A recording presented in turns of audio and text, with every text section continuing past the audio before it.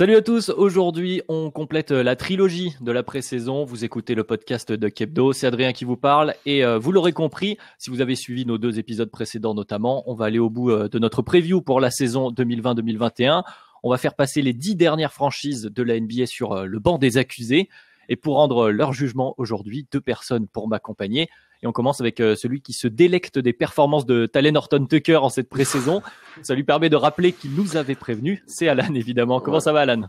Salut les gars, salut à tous. Ouais, je suis de cette team de je l'avais vu avant tout le monde. Comme ceux qui avaient vu Tyler Hero, paraît-il. Paraît-il. Et donc le troisième membre de notre trio du jour, si vous êtes sur YouTube, vous le voyez déjà. Il endosse les rôles de juge, de boss, de commercial, de directeur artistique chez The Kebdo. Il a encore beaucoup d'autres atouts dans sa manche, évidemment. C'est Ben. Comment ça va, Ben? Ouais, les gens ont surtout vu que j'ai délicatement retiré mes lunettes au début pour éviter le contre-reflet. Hein, ça, ouais. et voilà, détail. On voit le directeur artistique qui fait attention aux détails. Donc, messieurs, après les 2 épisodes précédents, il nous reste donc 10 équipes à passer en revue aujourd'hui. 10 équipes, 10 questions, donc 10 procès. C'est la suite des previews de la saison NBA 2020-2021 sur The Kebdo. Faites entrer la franchise, épisode final. C'est parti. Alors messieurs, je répète les règles rapidement puisque c'est quand même le 3e épisode de cette preview. Pour chaque franchise, on aura une question posée par un juge le plus impartial possible ou pas, on verra bien. Un avocat de la défense, un membre plutôt du reste de la NBA qui va être plus critique, un procureur si l'on veut. Et pour commencer aujourd'hui, on en est à Oklahoma City et le juge c'est Ben, donc je te laisse la parole Ben. Ouais. OKC, on va parler d'OKC qui était une équipe l'année dernière au niveau des previews qu'on avait vu très très basse et qui avait surprise. La question aujourd'hui, c'est au moins 2 équipes finiront en dessous du Thunder à l'ouest. Au moins 2 équipes en dessous du Thunder à l'ouest. Et celui qui va commencer en défendant l'équipe de l'Oklahoma, c'est Alan. Alors Alan, pourquoi OKC ne va pas finir ni 15e ni 14e à l'ouest? Donc je commence déjà avec des gros dossiers. Moi, c'est ça que j'aime. On est là pour ça, les gros dossiers. Alors, pourquoi ils vont pas finir dans les 2?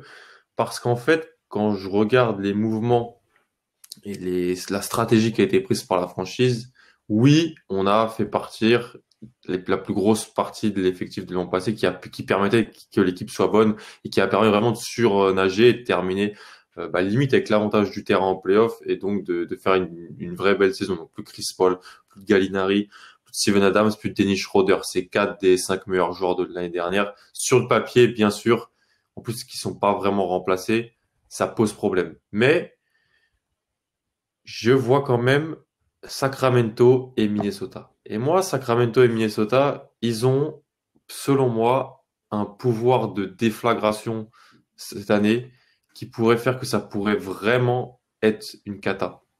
Donc, ça pourrait vraiment être une cata où à côté, je me dis, Al Horford et George Hill, c'est pas des bons joueurs de play. Ils ont peut-être déçu en playoff. C'est peut-être un rôle trop grand pour eux. Mais sur la saison régulière, contre des mauvaises équipes ou des équipes moyennes, ils vont m'apporter un plancher. J'ai l'année 3 de chez Gilgeous-Alexander. Je pense que ça peut devenir ça sera le meilleur joueur de l'équipe, un vrai bon joueur. Il aura peut-être un rôle trop grand pour lui, mais je pense qu'il peut apporter des 2 côtés du terrain. Derrière ces 3 joueurs-là, c'est compliqué, je suis d'accord. Mais ils ont sûrement moins de talent que les Kings, que les Wolves, mais je pense qu'ils seront peut-être mieux coachés, avec plus de continuité, et que voilà, ça peut moins partir en saucisse que ces 2 franchises-là. Même si voilà, moi je pense que ils ont tout intérêt à terminer dans les deux derniers en fait à l'Ouest. Mais je pense que le niveau du plafond vraiment ils ont personne n'est à leur niveau. Ça peut pas être une bonne équipe, mais ils peuvent peut-être être plus sérieux que d'autres équipes. Donc c'est l'argument principal que je voudrais mettre en avant. Je note pouvoir de déflagration, hein, la meilleure expression de ce début d'émission. Du coup, c'est toi, Adrien, qui va défendre ici les parties civiles. Alors, pourquoi non OKC finira dans les 2 dernières places à l'Ouest?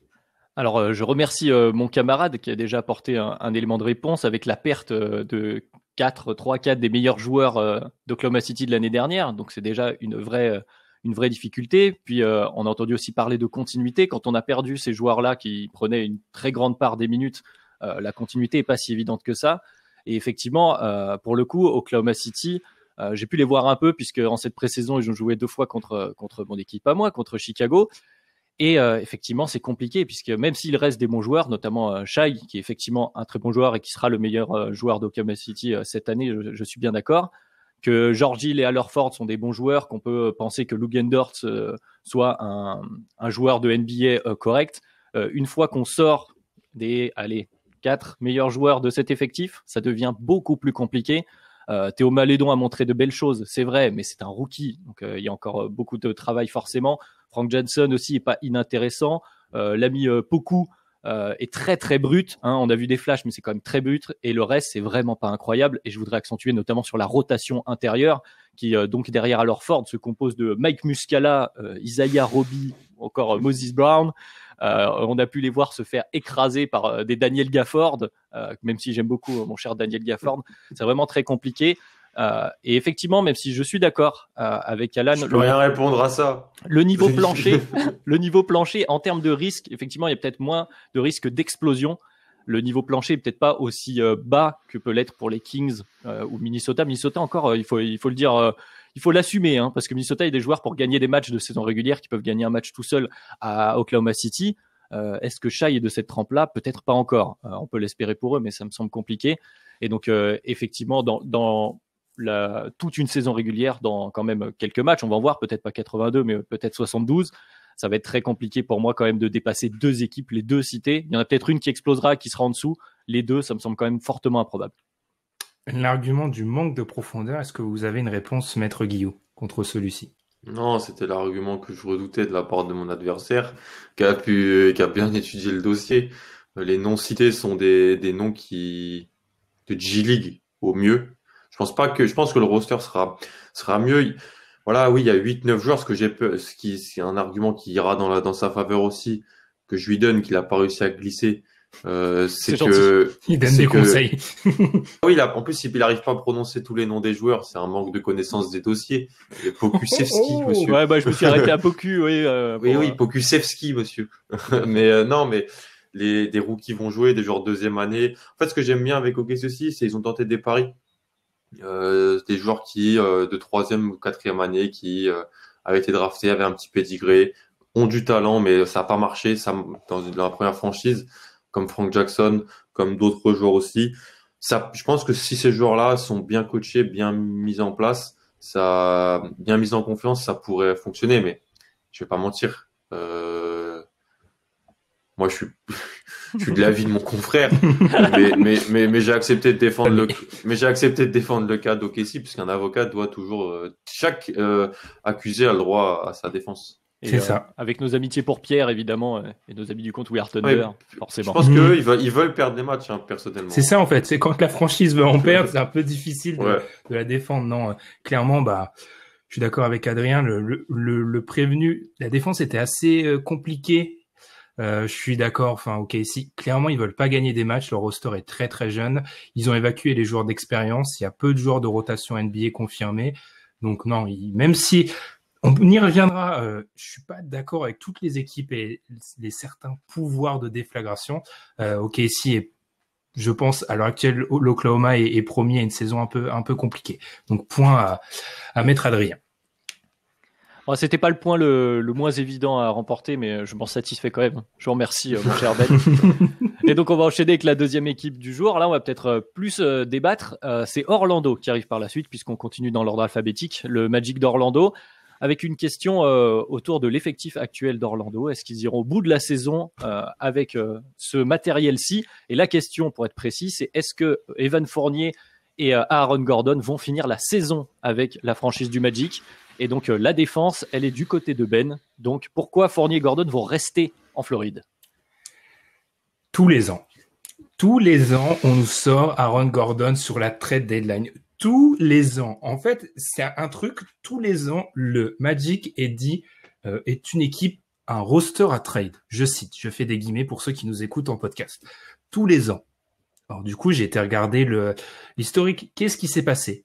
John Hammond, depuis qu'il est là, le GM en 2017, il bouge jamais. Les trades à la trade deadline, il s'est passé quoi? Parce que clairement, là, vu que la saison va commencer dans quelques jours, on parlera de trade à l'intérieur d'une saison.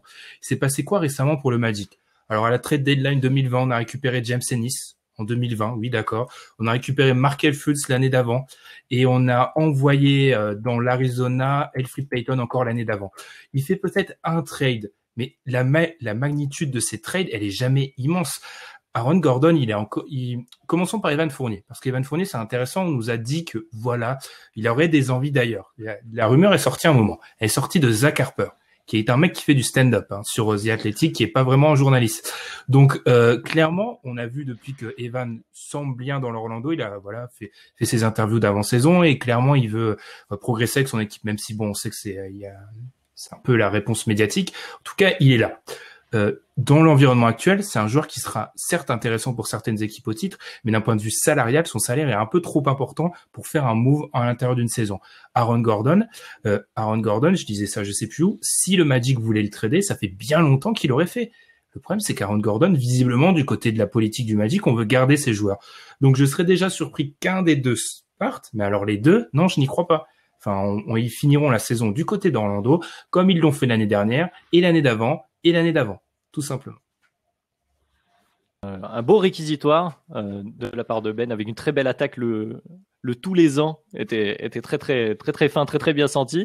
Du coup, Alan, j'ai besoin que tu arrives à me convaincre que Fournier et Gordon ne seront pas du côté d'Orlando à la fin de la saison.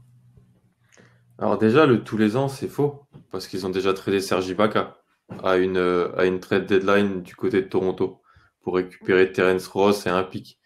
Donc Serge Ibaka, c'était un joueur positif pour eux qu'ils avaient récupéré dans le deal d'Oladipo donc après 2016, donc ça doit être la 2017. Alors c'est après ce que mon adversaire c'était pas là avec le même vraiment GM et front office, mais je le pointe quand même du doigt. C'est pas vraiment vrai par rapport à ce qu'a dit le front office. C'est pas vraiment le même décideur, mais c'est la même franchise. Voilà. En fait, je me dis quoi? Je me dis qu'en fait, oui, c'est vrai, mais j'ai l'impression que dans l'accès au dernier strapontin de l'Est, donc le 6, 7, 8, on n'est plus dans la même. J'ai l'impression qu'on n'est pas vraiment dans la même optique que les 3 dernières années, là où Orlando. En fait, Orlando, c'était quoi? C'était une moyenne équipe qui était assurée d'aller en playoff parce que le milieu de la conférence Est c'était moyen, assez moribond, et ça leur permet, je pense que ça leur allait d'aller en playoff. Il y avait une satisfaction à aller en playoff. C'est une franchise ça a été très compliqué pour eux dans l'après Dwight Howard. Ils ont eu des hauts choix de draft, ça n'a pas marché. Donc peut-être est-ce qu'il fallait vendre quelque chose de plus sérieux à la fanbase. En plus, en Floride, c'est pas non plus avec de la salle et ça, fallait être sérieux, je pense. Et là, est-ce qu'ils vont pas se dire, bon, on a été sérieux pendant 3-4 ans, mais ça nous a amené où en fait? Ça nous a amené à nous faire défoncer premier tour après premier tour Est. Est-ce qu'il faudrait peut-être pas passer à autre chose? Et donc, ce qui a été dit par Ben est vrai sur le salaire d'Evan Fournier, mais je fais toujours confiance à certains general managers pour faire un mouvement de panique à une trade deadline. Qui plus est, dans une saison assez raccourcie, une saison où il y a quand même des équipes qui sont vraiment renforcées. Il y a des agents libres qu'on pensait qu'on pensait pouvoir être disponibles plus tard, qui ont l'air d'être bloqués maintenant avec des nouveaux contrats. Donc, ça m'étonnerait pas que, moi, c'est un peu les deux équipes que j'ai identifiées, c'est Orlando, Indiana, soit peut-être plus vendeurs qu'acheteurs à la trade deadline, alors que depuis 3-4 ans, la position de juste on fait les playoffs et on est une équipe sérieuse allait au front office, à la fanbase. C'est pas du tout le même fonctionnement de franchise, mais je fais un petit rapprochement sur la construction d'effectifs. Quant à Aaron Gordon, le seul point positif pour lui, c'est que Isaac est blessé. Et donc, en fait, les problèmes de fit sont un peu mis de côté cette année parce que il va plus jouer à sa position. Mais Aaron Gordon, c'est un joueur qui fait rêver. L'idée d'Aaron Gordon est très intéressante pour beaucoup d'équipes. Et je pense que ils ont drafté un poste 4 il y a 2 ans, qui n'a pas joué l'année dernière et qui va jouer cette année, donc Chuma Okeke. Ils ont l'air de vouloir lui donner des minutes dans ce qu'ils ont dit. Il y a Mobamba, il y a beaucoup d'intérieur pour pas assez de minutes. Et je me dis que voilà, s'ils peuvent récupérer un choix de draft, s'ils peuvent récupérer un joueur sur les ailes, ils le feront. Peut-être pas les deux. Les deux, je serais surpris, mais je pense qu'un des deux sera tradé. Maître Ben, est-ce que vous avez une réponse notamment sur ces moves de fin de trade deadline, disons? Oui, c'est pas le même front office, donc comme il a dit mon adversaire, tout simplement. Alors par rapport à Jonathan Isaac, je suis d'accord, il est pas là, et je pense justement que Aaron Gordon, on l'attend, voilà, c'est un peu le mirage depuis pas mal d'années, son explosion. Bah là, il a un peu tout est. Au moins là, il a un contexte un peu plus favorable pour lui. Deuxième chose, c'est vrai, il pourrait bouger. Le problème, c'est que oui, il y a un changement au niveau de avec 7-8. Avec l'introduction du play-in, ça change. Le problème, c'est que si on échange Evan Fournier, c'est vraisemblablement dans une équipe qui visera quelque chose, donc on récupérera pas un joueur de la même valeur. Donc déjà, on perdra en niveau. Deuxième chose, Aaron Gordon, on l'envoie souvent, par exemple, aux Timberwolves ou dans des jeunes équipes, où là, on récupérera du potentiel, pas quelque chose de concret. Donc, si l'objectif du Magic, c'est de continuer à faire les playoffs, et ils en ont les possibilités, alors certes, avec le play-in, ça se complique peut-être un peu, ça n'aurait que très peu de sens d'échanger ces deux joueurs qui vont être cette année 2 des 3 meilleurs joueurs d'effectifs. Très bien. Vous voulez ajouter quelque chose, Maître Alan, ou Moi, je pense que ils sont arrivés peut-être à une fin de cycle et que si je pouvais les conseiller, ça serait peut-être intelligent de plus vouloir faire les playoffs pour faire les playoffs. Et s'ils font ces moves-là, ça serait une indication qu'ils vont dans ce sens-là. Donc c'est une projection, on verra s'ils font appel et s'il y a un procès, le procès est rejoué dans 2 ans dans une autre cour, s'ils ont suivi ces conseils. Très bien.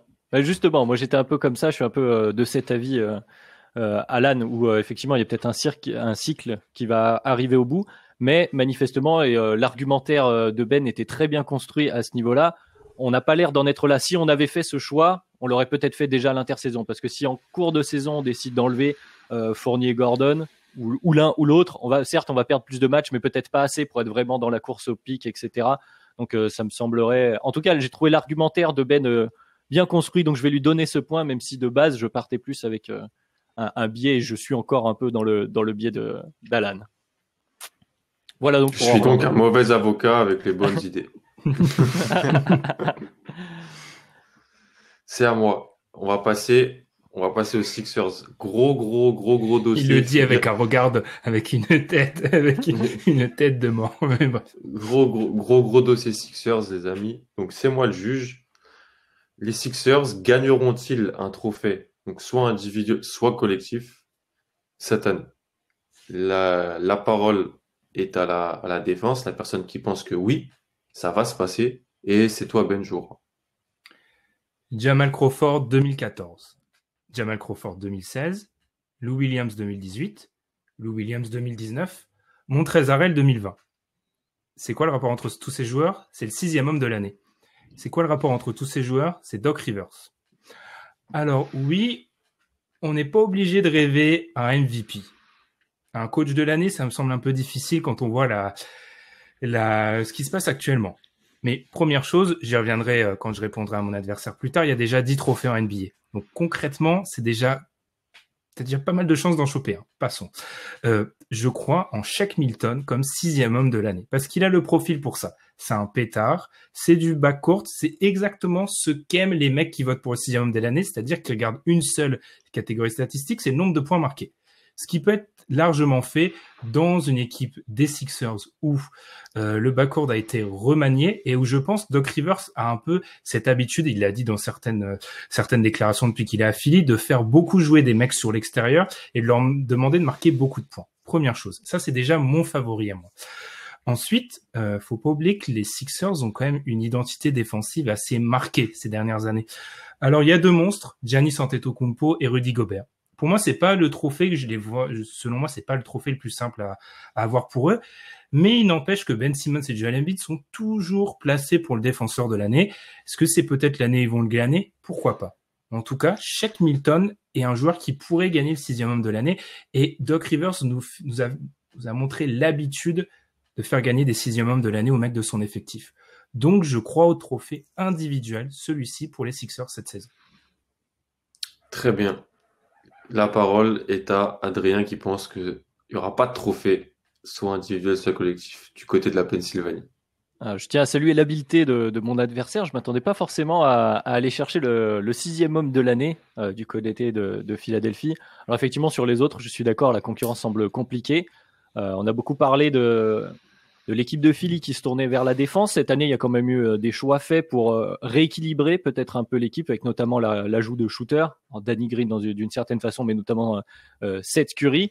Donc je pense que ce sera un peu différent et que du point de vue de l'attaque, ce sera compliqué pour un 6e homme de se démarquer vraiment et de marquer autant de points que certains autres favoris pour le 6e homme de l'année, parce qu'on peut penser, alors Louis, il existe toujours, bien sûr, mais il y a un Dennis Schroeder qui a le profil parfait cette année, un Tyler Hero selon ce qui va se passer à Miami, encore des D-Rose, des Gallinari qui vont avoir des minutes de titulaire en ayant un apport en sortant du banc et en ayant un apport conséquent. Peut-être même le chouchou de notre cher Madian, Michael Porter, qui pourrait se retrouver également dans cette situation. Je pense qu'il y a plus de profils dans les autres équipes de scoreurs. Souvent, le 6e homme de l'année, c'est un fort scoreur en sortie de banc. Et je suis pas sûr que Shake Milton soit à ce niveau-là encore sur cette saison. En tout cas, j'estime que la concurrence sera beaucoup plus forte. Et même si le coach peut l'aider, et que je pense notamment à Schroeder qui est dans la position parfaite du côté des Lakers, on va peut-être reposer un peu plus les stars, verra plus de minutes. Là où du côté de Philadelphie, je pense qu'on va vouloir essayer de faire jouer tout le monde et d'essayer de mettre en place cette nouvelle attaque autour de ces shooters.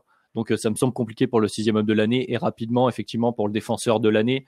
Embiid est toujours très bon, mais comme je le disais, on se tourne un peu plus vers l'attaque. Il y a eu aussi l'arrivée de Dwight Howard, donc on va pouvoir avoir d'autres rotations à l'intérieur et peut-être qu'il aura moins de minutes et que son impact défensif sera moins flagrant, en tout cas visuellement. Et c'est ce qui joue souvent, on le sait, pour les trophées en NBA, l'impact visuel sur les gens, sur les journalistes, sur les votants en tout cas.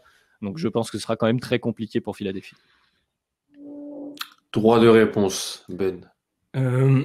C'est vrai que Shake Milton n'est pas favori. Alors ça, je vous l'avoue. Après, Tyler Hero a commencé 8 matchs la saison dernière et on est tout près le voir titulaire serait pas fou. Alors à voir ce qui va se passer au niveau James Harden, etc. Lou Will a 34 ans et Lou Will continue à être Lou Will. Alors certes, pour les votants, visiblement ça leur plaît. Ils donnent de valeur qu'au point, mais ça devient compliqué. Puis nouveau coaching de Tyronn Lue, est-ce qu'il y aura pas la volonté de casser un peu ce qu'a mis en place Doc Rivers, c'est-à-dire de faire toujours avoir un 6e homme très fort. Enfin, Dennis Schroeder, alors il le fait à chaque fois qu'il atterrit dans une nouvelle équipe, mais il a affirmé sa volonté d'être dans le 5 titulaire. Alors est-ce qu'il va l'être, je sais pas, mais le banc des Lakers est tellement fort, ils vont se marcher sur les pieds en fait.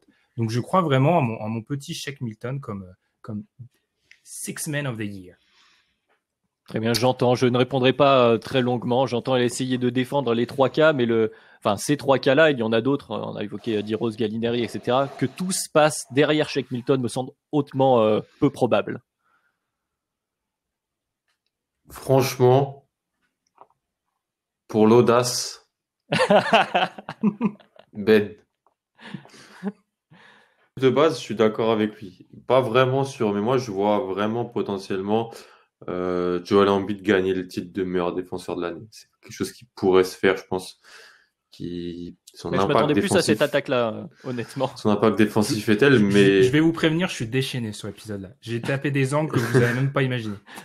Mais la hype Shake Milton assez présente sur Sixers Twitter depuis dernièrement, sera ravi d'apprendre ça. Mais ouais, non, mais c'est assez vrai. Il a le profil. C'est un scoreur micro-ondes. C'est un scoreur qui va marquer des points sur petit temps de jeu.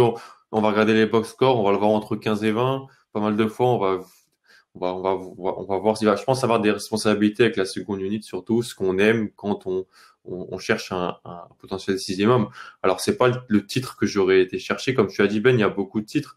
Je sais pas si au vu de son titre, Daryl Morey, candidat au titre de Executive of the Year, il faudrait regarder si c'est lui ou si c'est Brandt du côté de Philly.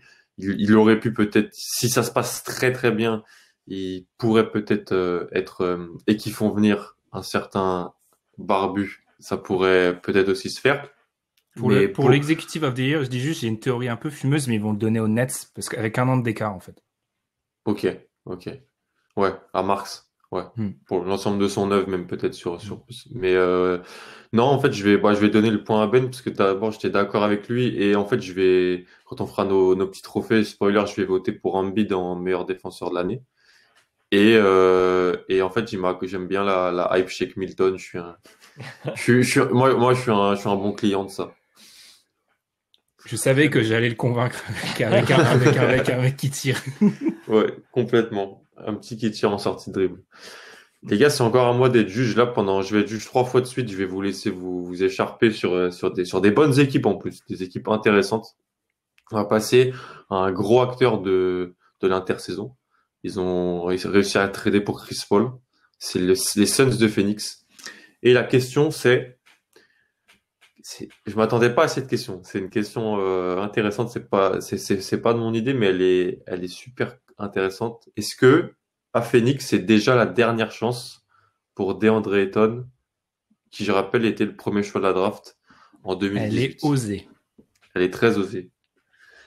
Qui rentre donc dans sa 3e saison, sachant qu'il a raté des matchs pour des problèmes dans ses 2 premières saisons. La réponse. La parole est à la défense qui pense que non, c'est pas la dernière chance pour DeAndre Ayton. C'est toi, Adrien. Et oui, cette fois-ci, je vais passer du côté de la défense. Et le mot qui me semble intéressant dans la question, c'est dernière. Je pense que c'est très précipité de parler de dernière chance. J'ai presque envie de parler de première chance. Alors, c'est un peu exagéré, mais comme tu l'as dit, DeAndre Ayton a eu quelques soucis de blessure de match joué. Je pense que là, ça ira. J'espère en tout cas pour lui que ça ira beaucoup mieux. Et surtout, c'est la première saison pour DeAndre Ayton avec un vrai meneur. Tu l'as dit, avec Chris Paul, un meneur vétéran. Et justement, il n'est pas l'heure de griller les étapes du côté de Phoenix. Pour l'instant, Ayton était un peu en observation, en roue libre en tant que lieutenant de Booker. On a pu voir ce dont il était capable. C'était quand même sur un échantillon relativement faible, c'était quand même très très bien. Il est vrai que du coup, il va être attendu avec cet apport de Chris Paul. On attend de voir ce qui va se passer. Mais même si par malheur, Ayton fait une saison moins bonne, ce dont je doute personnellement, même s'il maintient un 15-10 constant en jouant son rôle et que Phoenix gagne plus de matchs, ce à quoi on peut s'attendre, je pense qu'il n'y a aucune raison de déjà tirer un trait sur son association, notamment avec Devin Booker. Et justement, on va pouvoir cette année enfin évaluer quels sont les aspects du jeu de DeAndre Ayton qui peuvent s'inscrire dans cette NBA de 2020 avec un véritable meneur, avec un système qui est peut-être plus cohérent avec ce qui se fait maintenant. Et je pense qu'on est plus sur un début d'évaluation, enfin en tout cas des confirmations, que déjà tirer un trait, surtout sur les pivots. Et ça, c'est l'argument facile qui était attendu, je l'imagine, mais il est ressorti à chaque fois. Les pivots vont généralement mettre un peu plus de temps à arriver à leur plafond. Donc, je ne pense pas que du côté de Phoenix, on se dise c'est maintenant ou jamais. Même si on a fait 8-0 dans la bulle, on n'en est pas encore là. On en est à progresser tranquillement, notamment grâce à Chris Paul. Ben, pourquoi c'est maintenant ou jamais pour le Bahaméen? Alors, premier choix de la draft. Vous l'avez dit, premier choix de la draft. Donc, quand on choisit un joueur premier choix de la draft, je pense qu'on attend de l'impact assez rapide. Et en l'occurrence, quand on regarde dans notre DH20 ou un peu plus, quand on étire un peu le DH20, les pivots dominants, qu'on prenne si on met pivot Anthony Davis, Nikola Jokic, Joel Embiid, Karl Anthony Towns, etc. Année 3, ils sont dominants, en fait. Certains l'ont même été avant, la plupart sont dominants année 3. Alors déjà, je pense qu'Adrien s'est fait un ami en la personne de Ricky Rubio, parce que, alors certes, c'est pas Chris Paul, mais c'est quand même un bon meneur qu'ils ont pu avoir l'année dernière. Et puis Adrien a insisté sur le fait de pas griller les étapes. Trop tard, ils l'ont fait, ils ont amené Chris Paul, en fait. Et on le sait tous que quand tu fais une reconstruction, le moment le plus dur, c'est celui où tu appuies sur le bouton et où tu dis officiellement, on n'est plus en construction, on joue quelque chose. Ils l'ont fait en amenant Chris Paul. Et là où pour moi, où c'est déjà la dernière chance pour DeAndre Ayton, c'est que, alors, qu'est-ce qu'on veut dire par dernière chance? C'est qu'en fait, pour moi, là, il a son dernier atout. Il peut pas le griller parce qu'on a déjà passé cette étape. Ça y est. James Jones, depuis qu'il est GM, je rappellerai que James Jones, le GM, n'a pas sélectionné DeAndre Ayton, que depuis qu'il est GM, il montre peut-être une appétence pour un peu le jeu analytique. Ce qui fait que concrètement, DeAndre Ayton, c'est pas le type de joueur qui va ramener. Cette année, on a perdu Aaron Baines, donc DeAndre Ayton, il aura le pick and roll de Chris Paul, mais il est surtout dans une situation où il doit produire absolument. Pourquoi? Parce que certes, il a eu Ricky Rubio. Peut-être ça fait pas rêver, mais pour moi, je pense qu'on peut juger un pivot sur Ricky Rubio. Et le problème, c'est que à la fin de cette saison-là, il sera éligible pour l'extension. Et c'est des moments où tu vas devoir faire des choix du côté des Suns. Et on pourra pas dire, ah, c'est ta première vraie année, regardons ce qu'on a année 4. C'est un premier choix de la draft, année 4, c'est déjà, tu dois avoir des certitudes. Par ailleurs, quand je regarde les recrues, etc., il y a en effet, il y a personne sur son poste, et c'est le favori pour le MIP à Vegas. Tout le monde attend qu'il explose avec Chris Paul. Donc, si on n'a pas d'explosion, il va falloir se poser des questions du côté de James Jones. C'est une assurance. C'est une certitude, pardon. Adrien. Très bien. Oui, alors pour le côté, on a décidé d'appuyer sur le bouton. Effectivement, on a décidé d'arrêter le tanking, d'aller chercher des hauts choix de draft, mais on n'en est quand même pas encore du côté de Phoenix, non plus à viser l'avantage du terrain en playoff ou que sais-je. Donc, il y a encore un peu de temps. En ce qui concerne effectivement cette évaluation, cette extension du contrat rookie, j'aimerais bien savoir si on devait parier de l'argent, si mon adversaire serait prêt à mettre de l'argent sur le fait que Phoenix ne prolongera pas DeAndre Ayton très proche du max ou au max. Ça me semble à peu près évident qu'ils vont le faire, même si la saison est un peu plus compliquée. Et puis effectivement, comme il l'a dit, les probabilités sont assez élevées. Il y a tout pour lui. Et même si ça ne se passe pas aussi bien qu'il va chercher un MIP ou que sais-je, les probabilités pour que ça se passe très mal est très très faible. Et je pense que justement, on va pouvoir lui laisser 1 an, 2 ans, 3 ans. Et en termes de finances aussi, puisqu'on parle aussi de cette temporalité-là, du côté de Phoenix, on est encore relativement sain. Même si on a absorbé le contrat de Chris Paul, il s'inscrit justement dans cette logique de entre deux. On n'est plus dans le tanking, on n'est plus, ça y est, sur le pied sur le champignon à viser le titre. On est entre deux et justement, on se garde cette flexibilité de voir jusqu'où on va pouvoir aller avec Chris Paul. Et si ça marche pas, on a encore un 3e temps pour rebondir. Donc pour moi, on n'est pas encore sur le dos au mur, disons. Alors, juste pour conclure, on remarquera que quand les équipes appuient sur ce bouton, elles ont plus de 3e temps en fait. Elles vont faire des décisions parce que la plupart du front office va être mis sous pression. Ensuite, alors, il sera probablement prolongé DeAndre Ayton. Mais le truc, c'est que si on prolonge DeAndre Ayton et que ce n'est pas un pivot borderline All-Star, je rappelle que c'est un premier choix de draft. Alors on peut débattre sur Doncic, etc. Bref, c'est un mec qu'on a ramené pour être dominant aux côtés de Booker. Si on le prolonge dans un peu plus d'1 an, mais qu'on n'a pas joueur borderline All-Star avec Chris Paul à côté, oui, il aura peut-être grillé sa dernière chance. En tout cas, une belle carte. Après, une dernière chose, après, effectivement, il faudra couper court, mais quand même, on parle là d'Ayton comme si pour l'instant, il n'avait rien prouvé du tout. Je tiens quand même à rappeler que quand Ayton joue, c'est très solide et c'est très sérieux. Pour l'instant, c'est un très bon joueur qui, certes, n'est peut-être pas dans les standings déjà dominants, mais c'est un pivot qui, pour l'instant, alors, il n'est peut-être pas borderline, mais il est le petit tiers juste en dessous d'All-Star. À l'Ouest, il fait des performances plus qu'honorables. J'ai une question pour Maître Adrien. Dites-moi. Pourquoi Phoenix a drafté un meneur en 10e position, un pivot en 10e position à la draft 2020? Ah mon adversaire l'a déjà dit, c'est parce qu'il n'y a plus beaucoup de monde sur ce poste et qu'effectivement DeAndre Ayton, puisque pour l'instant il faut un peu faire attention à sa santé et puis qu'en plus on est en manque de rotation, on va devoir quand même trouver des minutes pour quelqu'un d'autre, donc on a besoin de joueurs serviables à ce poste-là pour quand DeAndre sera assis sagement sur le banc, tout simplement. Très bien. Très bien, très bonne réponse. C'était un argument qui n'a pas été mis en avant, je te le trouve intéressant, moi, qu'ils aient drafté un pivot en 10e position, personnellement. En fait, je suis assez embêté parce que le principe, c'est d'être convaincu et pas qu'on parte juste avec notre idée de départ. Mon idée de départ, c'est que non. Mais l'argumentaire de Ben m'a convaincu. Il est bon, comme moi tout à l'heure. Il m'a convaincu, en fait.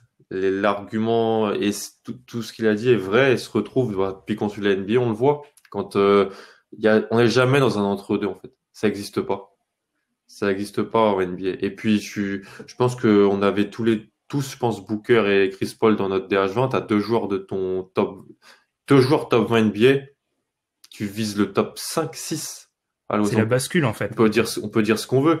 Ayton, il doit être cet intérieur dominant qui va te permettre quand tu vas jouer Utah, quand tu vas jouer Denver, quand tu vas jouer les Lakers, de pas te faire atomiser. C'est un premier choix de draft. Tout le monde parle de Luka, tout le monde parle de Trae Young. Mais le premier choix de cette draft, c'est DeAndre Ayton. On en parlait comme the next big thing en termes d'intérieur. Ça devait être un intérieur dominant. En cliché, hein, ce mec en 22-10, 22-10 offensivement. Qui en plus il est en 18-12 cette année, c'est pas si loin. Hein. 18-12, il commence 11 peut-être, je sais plus. Il commence à tirer à 3 points, mais je pense que il doit prouver que il peut encore plus s'écarter et que il doit aussi s'améliorer défensivement. Ça va être clé pour Phoenix. Mon idée de départ, c'est que non, j'abandonne jamais sur un joueur qui est dans sa 3e année, mais la temporalité, les choix qui ont été faits, la concurrence et Et la pression pour le front office. Ouais, l'argumentaire de Ben m'a convaincu, donc en fait, je vais lui donner le point. Je vais lui donner le point. J'accepte la défaite. Je vais lui donner le point. Voilà. Merci. Et c'est encore moi. Je suis un juge qui aime les longs dossiers. J'aime prendre plusieurs affaires en même temps. J'ai beaucoup de dossiers en même temps. Et maintenant, on va monter. On va aller dans le nord-ouest du pays, du côté de Portland. Portland, la question est la suivante. Est-ce que c'est l'année ou jamais pour que Dame Lillard remporte le titre de MVP? Et c'est encore moi qui défends. C'est toi, Adrien, de défendre le cas Dame. Encore une fois, dans le terme de la question, c'est l'année ou jamais. Ça, je ne pense pas. Il y a encore quelques temps pour Lillard. Et donc, ça se passe il y a plusieurs points, évidemment, à développer. Bon, déjà, il y a le retour de Melo avec les Braids. Donc ça, déjà, à tout moment, il peut devenir MVP. Mais plaisanterie mise à part. Voilà, moi, j'aime pas trop le terme Suspension de séance. Je n'aime pas trop le terme de ou jamais, en fait. Si demain, on en a beaucoup parlé un peu tout au long des quelques équipes qu'on a mentionnées, on a un trade, par exemple, autour de CJ McCollum pour amener une autre superstar, éventuellement ce fameux barbu que tout le monde voit, que Portland devient tout de suite une très grosse plateforme. Ça peut arriver cette année, ça peut arriver l'année prochaine, ça peut encore arriver dans 3 ans. Lillard, il sera encore là et sera encore au niveau. Et il peut se retrouver MVP à ce moment-là. Est-ce que effectivement cette année il y a une possibilité? Oui, également. Ce sera pas la plus petite cote non plus. On va pas non plus se mentir. C'est peut-être pas Lillard le favori, mais il y a des beaux ajouts dans cette équipe de Portland avec notamment Robert Covington, mais même des Giles, Kanter, Derrick Jones qui vont étoffer l'effectif pour notamment gagner plus de matchs en saison régulière. Donc déjà, il peut le gagner. Mais je ne pense pas qu'on lui en tiendra rigueur et qu'on se dira, s'il le gagne pas maintenant, c'est fini. L'effectif de Portland est certes plus intéressant que l'année dernière, mais on n'est pas non plus sur une équipe que tout le monde voit top 3 à l'Ouest. Loin de là, même. Il y en a qui peuvent même se douter de leur place avec l'avantage du terrain. Donc, même si le MVP se joue sur la saison régulière, que je pense qu'ils vont gagner plus de matchs, il me semble que c'est encore possible que l'effectif s'améliore et qu'on ait d'autres possibilités dans les années à venir pour que Lillard remporte un MVP éventuellement. Ben, tu as la parole. Petit quiz, je fais intervenir les personnes. Petit quiz, quel âge a Damien Lillard? Il a 30 ans. Je vous donne la réponse. Combien 90. De joueurs de 30 ans et plus ont gagné le MVP sur les 20 dernières années? 0. Steve Nash. Steve Nash, c'est tout. Ça fait donc, il faut donc remonter à 2006 pour avoir un joueur de 31 ans qui remporte le MVP. Alors, passons sur cette temporalité anomalie qui montre que Damien Lillard est un petit peu, et commence peut-être à passer au moment où ça devient un petit peu difficile. Alors oui, cette question, elle est géniale parce qu'elle sous-entend l'année ou jamais que Damien Lillard, oh là là, mais non, en fait, Damien Lillard, il n'a jamais été proche du MVP, en fait, tout simplement. Il n'a jamais été top 3 au vote du MVP. Et alors, c'est un joueur qu'on met top 10 qui est incroyable, Damien Lillard, mais il n'est pas dans cette stratosphère. Alors, il y a beaucoup de choses qui ont été dites par Adrien. Je vais me rapprocher des statistiques depuis 2000. Je continue. Depuis 2000, 21 MVP. Depuis 2000, sur ces 21 MVP, 16 ont été meilleurs bilans de leur conférence. Alors, c'est peut-être pas cette année. J'ai quand même du mal à voir avec la situation au niveau salary cap des Blazers, ce qu'ils pourraient faire dans 2 ans. Parce que je rappelle quand même que la fin de contrat de Damien Lillard, c'est 50 millions. On se moque beaucoup d'autres joueurs, mais 50 millions. Damien Lillard va probablement bien vieillir, mais c'est 50 millions. Comment construire un effectif top 1 NBA dans quelques années? Parce que 16 sur 21, je rappelle. Les 5 autres, vous allez me dire, oui, il y en a 5 autres, oui. Il y en a 4 qui étaient deuxième. L'exception, c'est Russell Westbrook qui profitait de son année MVP d'un narratif que n'aura jamais Damien Lillard, tout simplement. Ensuite, un deuxième critère, le PER, cette fameuse stat, le père de Joel Oninger, qui alors est critiqué. Il y a un truc qui est fascinant, c'est que sur les 11 derniers MVP, il y en a 9 qui étaient numéro 1 NBA au PER. Damien Lillard n'a jamais été top 5 de sa carrière. Il a été 5e cette année. Il n'a pas un profil d'un mec qui peut être premier au PER. 2 exceptions, Derrick Rose, Stephen Curry, ils ont le meilleur bilan de la ligue cette année-là. Donc, en gros, pour être MVP, actuellement, il faut être premier au PER ou meilleur bilan de la ligue. Damien Lillard ne sera jamais premier au PER et premier bilan de la ligue, il faudrait qu'il se passe un tremblement de terre. Donc, non, j'y crois pas trop à cette théorie de Damien Lillard MVP. La soupe du terrain, du terrain ouvert pour les MVP. En vrai, on me la sort tous les ans, mais c'est toujours un top 5, top 6 NBA qui le gagne. Qu'est-ce que tu as à dire, Adrien, contre l'argument Oui, bien sûr. statistique? Je vais remercier mon adversaire qui en relisant la question, est-ce que c'est l'année ou jamais pour que Lillard remporte le MVP? Si il ne le remporte pas, il n'a aucune chance de le gagner, alors ce n'est pas l'année ou jamais, tout simplement. Peut-être que ce sera jamais, mais ce sera pas cette année non plus. On joue sur la sémantique. On joue sur la sémantique, d'ailleurs, parce qu'en fait, moi, je recopie pas toujours les questions à l'exact. L'année ou jamais. En fait, moi, mon problème avec l'année ou jamais, je me répète, c'est que on a l'impression que Lillard, c'est une anomalie historique qu'il n'ait pas de MVP. Non, en fait, c'est normal que Lillard n'ait pas de MVP. Il est jusqu'ici, c'est un excellent joueur, mais il est pas à ce niveau-là. Ouais, la question, pour trancher, elle est dans la compréhension de la question, en fait. Je suis assez d'accord sur pour moi, c'est pas une anomalie historique que Dame Lillard ait jamais été MVP. Est-ce que Dame Lillard a déjà été top 5 NBA? Est-ce qu'il a déjà été même le meilleur meneur de la ligue à un moment? Il y en a qui peuvent commencer à le penser sur le meneur. Mais... Possiblement, mais c'est aussi parce que peut-être à un moment où Steph Curry était blessé, pour moi, il a jamais été meilleur que Steph Curry, Dame Lillard. Ce qui prouve aussi le niveau de Steph Curry. Effectivement. Au passage. Mais pour moi, il sera. Je suis assez d'accord avec la petite dernière intervention d'Adrien. En fait, il le sera jamais. Donc s'il l'est pas cette année, c'est pas grave. S'il l'est pas cette année, bah c'est pas grave. Ouais, mais son rôle, c'est de défendre l'équipe. Là, il tue son mec. Oui, mais il défend son point de vue, qui n'est que pour lui. En fait, vous êtes d'accord tous les deux, sauf que vous n'êtes pas d'accord sur vous êtes d'accord sur le fond, mais vous n'êtes pas d'accord sur la forme. Et donc, en gros, c'est l'interprétation de la question. C'est difficile. Vice de procédure. Voilà. C'est difficile vice de procédure, monsieur le juge. Il y a un non-lieu. C'est difficile pour moi de départager. Je suis très sensible à l'analyse statistique de Ben, qui est vraie. Et on remarque en plus, avec le PER, les exceptions, c'est 2 meneurs. Parce que les meneurs, ils scorent jamais bien au PER. Historiquement. C'est pour ça que c'est une stat qui est mise un peu en suspens par d'autres. C'est plus intéressant d'évaluer les meneurs au PER que les pivots, parce que les pivots ils sont tous bons au PER. Mais par contre, je pense que je vais lever la séance et je vais aller me retirer avec les 10 autres juges sur cela. Vraiment, c'est assez compliqué parce qu'il y a un vice de procédure dans la question. C'est ça. Je demande un non-lieu acquittement de mon client. Exactement. Mais par contre, je pense qu'il y a une pression du côté de Portland. L'effectif, pour moi, je suis pas trop d'accord avec Adrien, il a été renforcé. Il y a eu des moves qui ont été faits. Il y a un premier choix de draft qui a été balancé pour Robert Covington. Il y a un retour de Youssouf Nurkic. Il y aura pas la narrative de Dame et tout seul avec CJ et Wenyen Gabriel qui start en playoff. Il y aura après, personne n'y voit top 3, tu vois, à l'ouest même. Non. Moi, je me suis dit que quand je regarde mes éléments, Jokic a plus de chances d'être MVP que Lillard, en fait. Parce qu'il score bien au PER. Parce qu'il score bien au PER et qu'il aura un meilleur bilan. Et le truc du PER, ça m'a retourné le cerveau, honnêtement. Ouais. Très bien. Bah, je prends le non-lieu. Il y a un non-lieu. De séance. Parce que on va pas se mentir, Ben est très bon aujourd'hui. Donc je vais aller me reposer. Les dossiers ont été travaillés. Là, je sens qu'il y a eu. Il y a cherché des angles. Il y a l'expérience du premier épisode qui a été mis à profit.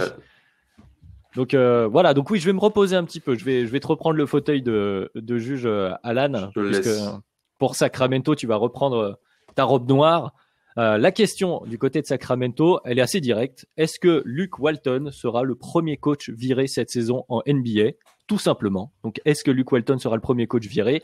La défense, cette fois-ci, elle est pour Ben. Ben, pourquoi Luke Walton ne sera pas le premier coach viré? Les Kings. Oui, les Kings, ils ont cette mauvaise habitude d'écarter des coachs en cours de saison. Ils l'ont fait 4 fois au cours des 15 dernières années. Et depuis 2006 et leur dernière campagne de playoff, ils ont eu 11 coachs différents. C'est beaucoup. Alors, je suis d'accord avec vous, c'est énorme. Petit outil statistique, encore une fois, 3,6, c'est le nombre de moyennes, en moyenne, c'est le nombre de saisons passées par un coach sur le même banc NBA sur la décennie précédente. Donc, dans les des années 2010, 3,6. On me dira, oui, Popovich, Carlisle, etc. vont casser la statistique. On remarque qu'à travers les décennies, c'est stable. Il y a eu une espèce d'anomalie dans les 90, mais en gros, c'est toujours un peu 3,5. Luke Walton est dans sa 2e saison. Donc déjà, son éviction serait une espèce d'anomalie. Mais quand un coach se fait virer, c'est le sportif, c'est aussi le front office. Les Kings ont un nouveau GM, Monty McNair, un ancien de Houston, disciple de Daryl Morey, un proche de Sam Hinkie. Moi, ce que j'ai fait, c'est que j'ai été regarder l'historique de ces 2 GM-là. Il n'y a pas de limogeage précipité. Ils attendent. Alors, Kevin McHale a été viré, mais Kevin McHale, il est viré dans sa troisième ou quatrième saison, pardon. Et deuxièmement, Monty McNair, il a insisté sur la flexibilité cet été. Enfin, ce mois de septembre, bref, cet automne. L'automne. Flexibilité financière, mais aussi sur le terrain. On peut comprendre Bogdanovic, par exemple. Donc, je pense clairement qu'on peut comprendre qu'il va laisser carte, comme a pu le faire Sam Hinkie avec un Brett Brown, pour tester les jeunes joueurs, les 5 les plus performants, etc. Est-ce que Luke Walton, c'est le meilleur technicien NBA? Non. Mais en l'occurrence, je pense qu'on peut croire en lui pour installer des choses. Monty McNair ne virera pas un coach en cours de saison, même si c'est pas son choix. Quel intérêt de virer ton coach quand tu n'as aucune ambition collective? Parce que, Alan l'a dit tout à l'heure, le potentiel de déflagration des Kings est assez élevé. Donc, pourquoi virer de son coach? Je n'y crois pas trop. Il y a en moyenne 3 coachs virés par saison en NBA. C'est une moyenne qui a tendance à descendre et je vois pas pourquoi les Kings feraient ce choix-là. Le GM ne va pas le faire. Sportivement, il joue rien. Testons les jeunes joueurs, tout simplement. Et Luke Walton pourra peut-être être éjecté en fin de saison, mais ça ne sera pas le premier coach viré. Très bien, on a entendu le réquisitoire de la défense. Parole à vous, Maître Alan. Le problème avec ce qui a été dit, c'est que oui, ils ont rien à jouer, mais quand Luke Walton est arrivé, ils n'avaient pas rien à jouer. Ils sortaient d'une saison avec... alors c'est peut-être une saison, une anomalie, cette saison-là. La saison 2017-2018. Ou non, 2018-2019, pardon. La deuxième année de De'Aaron Fox, l'année avec Buddy Hield, la dernière année de Dave Joerger. Et Dave Joerger, il s'est fait virer pourquoi? Pas pour le terrain, parce qu'en fait, il s'est fait virer parce qu'il n'a pas réussi à mettre en place et à développer certains jeunes. Il y a eu le problème Marvin Bagley, le problème d'autres soucis aussi, des vétérans qui jouaient. Et moi, en fait, j'ai l'impression que Luke Walton, je suis désolé, mais il a montré quoi depuis qu'il est arrivé coach en NBA? Ok, il a pas eu les meilleures situations, d'accord, mais c'est 129 victoires pour 189 défaites, c'est un petit 40% de victoire. Il a rien montré. Il a même pas montré la patte Warriors qu'il était censé avoir quand il est à l'arrivée de Golden State. Il prend des équipes et à chaque fois, elles sont moins fortes après que quand il les prend. Il a réussi à rendre les Lakers moins forts quand il les avait pris, ce qui n'était pas une mince affaire. Je comprends pas son projet offensif. Je comprends pas ses choix. Et moi, j'ai besoin de comprendre. Même quand je suis un front office, un GM, je veux comprendre ce qui se passe. Je veux voir où on va, une ligne directrice. Et j'en vois pas. Il change ses line-up souvent. Buddy Hield commence. Ensuite, Bogdanovic commence. Pas de continuité, alors qu'il y avait une continuité dans ces line-up-là avec Dave Joerger. Et surtout, pour moi, le sort de Luke Walton, il est allié au sort de Marvin Bagley. Si Marvin Bagley progresse pas, le fusible, ça sera Luke Walton. Et donc, alors oui, il y a les pépins physiques, oui, il y a les blessures, mais il y a exactement comme avec Phoenix, le corollaire Luka Doncic. Et si jamais, c'est toujours assez simple pour le fusible est toujours le coach. Et à part Lloyd Pierce et Ryan Saunders, je vois pas de concurrence à Luke Walton. Très bien, j'ai vu des notes du côté de la défense. Est-ce que vous souhaitez répondre? 2018-2019, je suis d'accord, c'est passé des bonnes choses du côté des Kings. Si on est déçu par Luke Walton, on le vire avant le début de cette saison, en fait. Le fait de le reconduire prouve bien qu'on n'est plus dans un objectif de résultat. Marvin Bagley, son choix, il a été payé par celui de l'ancien front office. Un choix de draft, on le fait rarement payer par, je suis en désaccord avec Maître Alan, on fait pas payer les choix de draft ratés par les coachs. Les coachs, ils payent quoi? Ils payent une équipe ambitieuse quand on leur donne des outils qu'ils n'arrivent pas à faire quelque chose. Clairement, il a cité des noms, Alan, qui pourraient être éjectés beaucoup plus tôt. Enfin, dernière chose, un coach viré en cours de saison, je le répète, si tu n'as pas d'ambition, quel intérêt? Les Kings, le fait qu'ils changent souvent des line-up, c'est positif parce que là, on est clairement dans une année d'évaluation des talents. Les Kings ont rarement montré aussi peu d'ambition depuis 2-3 ans. On sait clairement que là, on se projette sur la prochaine draft. Donc, il va tester des choses. Monty McNair va prendre ses petites lunettes, va voir ce qu'il y a dans l'effectif et peut-être qu'il sera viré après. Mais en cours de saison, je pense que son job est sécurisé. Vous voulez répondre quelque chose, Maître Alan, ou nous passons au verdict? Non, c'est on est peut-être pas d'accord sur le fait qu'il joue quelque chose ou qu'il joue rien cette saison. Moi, il joue rien, mais c'est de facto parce que il y a eu un turnover dans l'effectif et il y a pas de projet de jeu de la part de Walton depuis qu'il est arrivé, depuis un an. Je sais que c'est difficile de l'évaluer sur le faible échantillon, mais je me base aussi sur ce qui s'est passé aux Lakers. Je pense que son pedigree peut en pâtir. Et voilà, c'est toujours simple moi, c'est en sport, hein, je vais le dire, je suis fan du FC Nantes, c'est toujours simple de virer le coach. C'est un fusible qui fonctionne. Donc, même si je suis d'accord avec les arguments le projet, c'est pas sa faute, on joue rien.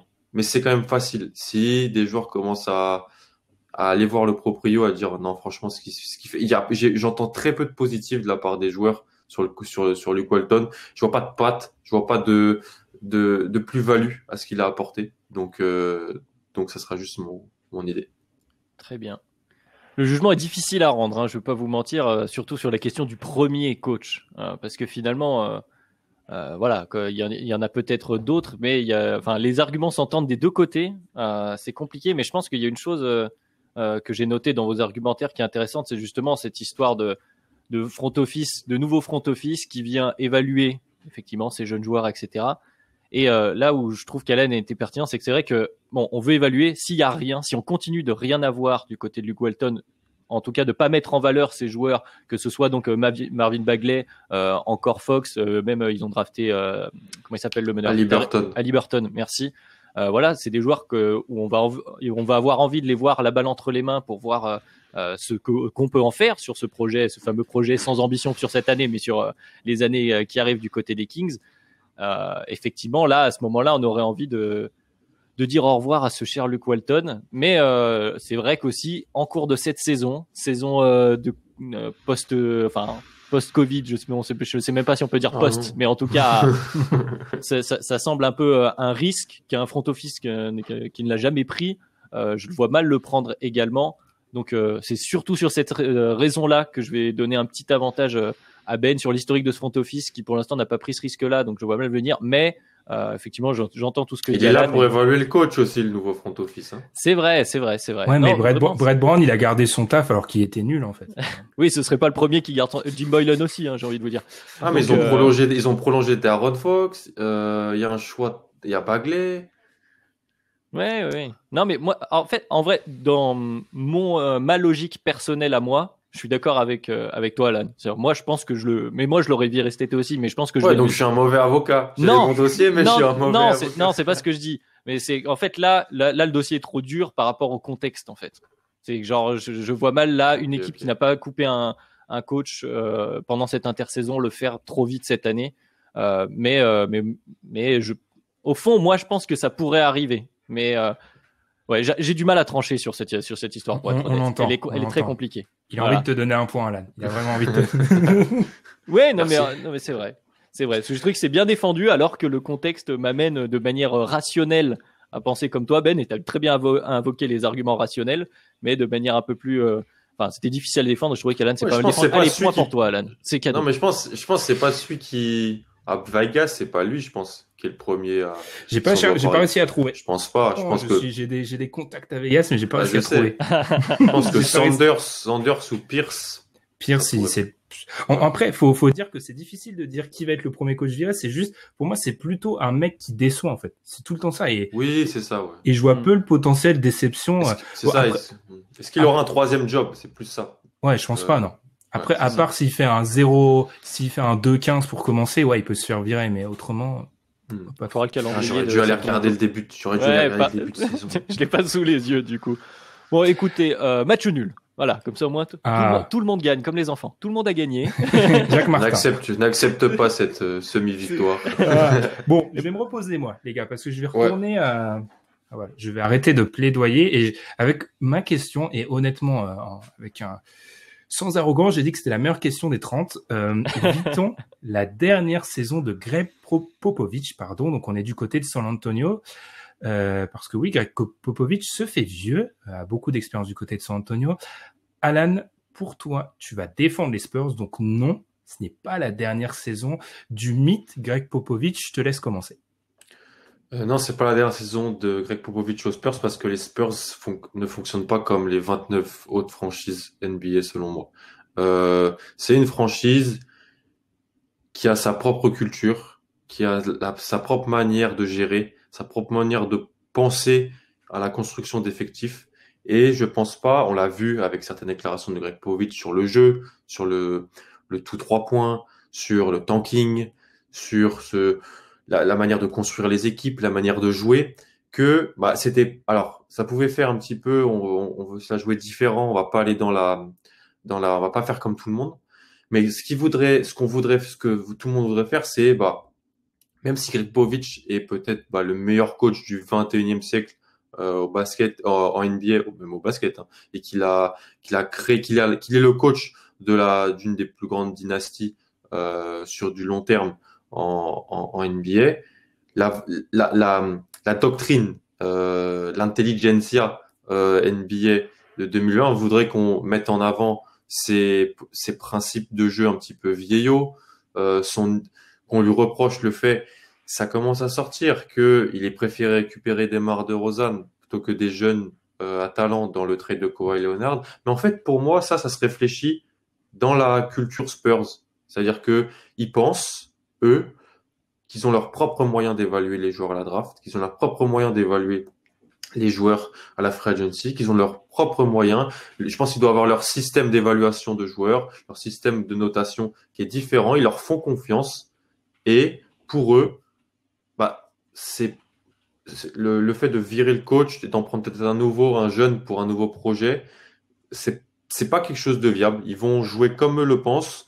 Ils vont se faire confiance sur une construction peut-être à court terme, court ou moyen terme sur de prochaines années pour donner peut-être une dernière campagne de playoff à Greg Popovich. Ça ne jouera peut-être pas le titre, ça ne jouera peut-être même pas l'avantage du terrain, mais ils vont pas, je pense, se laisser aller à faire comme des équipes qui avaient une longue dynastie ont fait avec certains trucs. Je pense qu'ils ont leur culture à eux et ils réfléchissent pas du tout comme les 29 autres franchises NBA. L'exceptionnalisme, Spurs, c'est ce qui a été mis en avant par Alan. Pour toi, Adrien, ça serait un cataclysme. C'est difficile à parler là tout d'un coup. Pour les Spurs, c'est la fin de l'ère Greg Popovich cette année. Pourquoi? Alors, notre cher Alan a dit que virer Greg Popovich sera un cataclysme. Je pense pas qu'il sera viré, mais je pense plus à un départ. Et justement, je vais reprendre tout d'abord le cas DeRozan et effectivement le débat qu'il y a autour de ce trade. Je pense que ce que ça illustre bien, c'est surtout une tentative de récupérer un joueur qui peut jouer pour justement à garder cette espèce de culture de on va aller jouer les playoffs, on va essayer après cet échec cet échec relatif, on va dire, de la formation d'un jeune joueur qui était Kawhi et puis qui part pour différentes raisons. Ensuite, pour cette saison-là du côté des Spurs, effectivement, c'est compliqué en termes de motif d'espoir pour retrouver une dernière saison de playoffs, etc. Quelle est la hype chez les Spurs? Derrick White, Lonnie Walker, c'est quand même pas gage de grande qualité. On sait que Popovich aimait bien avoir des jeunes joueurs sous le coude qu'il poussait. Je ne sais pas si ces deux-là sont de cette trempe-là. Et ensuite, je pense que cette saison, qui sera très compliquée pour différentes raisons, qui ont aussi été évoquées par ce cher Alan, cette saison aura raison de la motivation de Popovich. Après, donc les retraites, on sait ces dernières années de ses joueurs fétiches, bien sûr. Même ils ont perdu Patty Mills l'année dernière. Cet été, Bellinelli, qui était là depuis un petit moment, est parti. Duncan n'est plus assistant. Tim Duncan. Il est là, Patty Mills. Hein. Il est là, il est encore là, Patty Mills. Ah, écoutez, tant mieux pour lui, ça fera un... Ah oui, il est revenu, effectivement, j'avais ma liste était, voilà, effectivement, paf, tout de suite ça prend.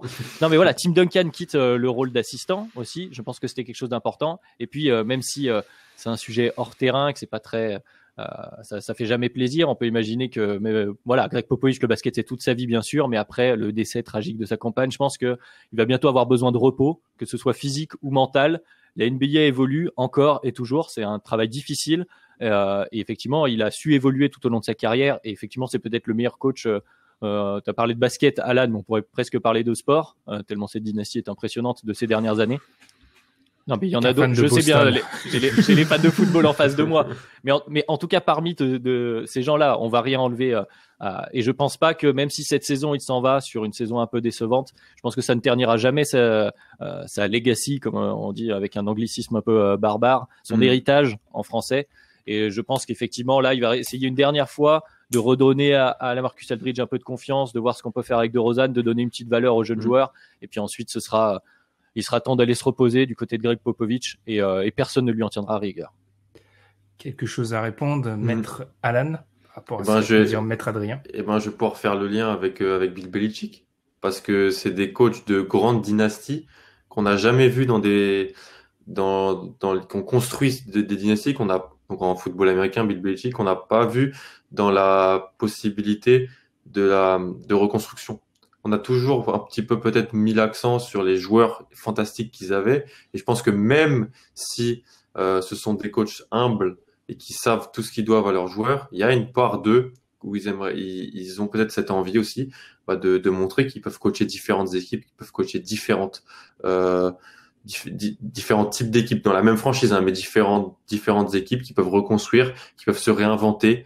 Et voilà, je pense que ce sont des scientifiques de leur sport, des fans de leur sport, et qui commencent même à s'adapter. Popovic a beaucoup critiqué le 3 points, mais même si voilà, il n'était pas tout le temps là dans la bulle et qu'il y avait beaucoup de délégations, ça commençait à jouer différemment du côté de San Antonio. Et je pense que peut-être que voilà, il veut se laisser encore 2-3 ans pour essayer de rebâtir les Spurs. J'entends cet argument, mais j'ai envie de dire qu'il l'a déjà fait en fait. C'est-à-dire qu'entre les Spurs du début de justement cette ère Duncan Parker que beaucoup qualifiaient de chiant, et on peut le comprendre, et la fin de cette ère-là, le début de l'ère Kawhi, entre guillemets, il y a déjà eu beaucoup d'évolutions, et tout le monde salue justement cette capacité qu'a eu Greg Popovich à faire ça, et je pense qu'il serait capable.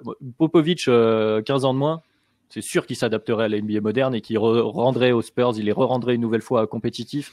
Mais je pense qu'effectivement, après cet échec de l'ère Kawhi, cette tentative de Rosen LaMarcus Aldridge qui n'ira pas très très haut, je pense que pour tout le monde, on pourra se dire bon, on a essayé ce qu'on a pu, on est à peu près arrivé au bout en termes de temporalité où on peut se dire cette fois, c'est peut-être le moment, on va pas repartir sur 15 ans. Popovic, il peut pas être là pour repartir sur un projet sur même 5 ans, 10 ans. Donc, c'est peut-être le bon moment de s'en aller. Je vais donner le point à Alan parce que je suis surpris que Adrien n'ait pas mentionné un truc, c'est les Jeux Olympiques. Je suis surpris qu'Adrien n'ait pas mentionné les Jeux Olympiques comme une fin en apothéose pour Popovic, en fait.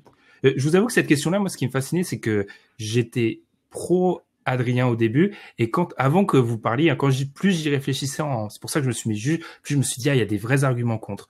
Donc, je vais donner ce point-là par vice de procédure. Mais non, en fait, j'entends ce que vous dites tous les deux. Moi, je me dis juste, c'est quand même une fin ultra triste, en fait. Enfin, si c'est ça, la fin, elle est d'une tristesse pour Greg Popovich. C'est affreux. Après, je suis bien d'accord, mais est-ce que tu penses qu'il peut faire, justement, on peut trouver autre chose, on peut faire une meilleure fin. Est-ce que là, dans les quelques années, les Jeux Olympiques. Mais du coup, voilà, après les Jeux Olympiques, ça peut finir, mais oui, effectivement, on sera tous un peu tristes quand il va s'arrêter de toute façon, je pense. Fan ou pas fan de Spurs. Je suis vraiment sensible à l'argument de il peut faire des choses, mais tu vois, on voit bien qu'il s'accroche un peu, mais que c'est peut-être la dernière saison. Donc je vais donner le point à Alan, mais c'est assez compliqué. Tu aurais dit juste ces deux mots en Jeux Olympiques, Adrien, je te donnais le point. Mais il a fallu que je me plante sur Patty Mills plutôt. Je sais pas pourquoi dans ma tête je l'avais plus. Je sais pas, je trouve que pour un coach, qui peut-être sur le terrain NBA a peu à jouer, une breloque olympique, ça serait pas mal. Surtout qu'il y a eu des questions sur est-ce qu'il va continuer après les JO. Donc tu vois, rien que ça indique vraiment qu'on touche peut-être à la fin. Donc voilà.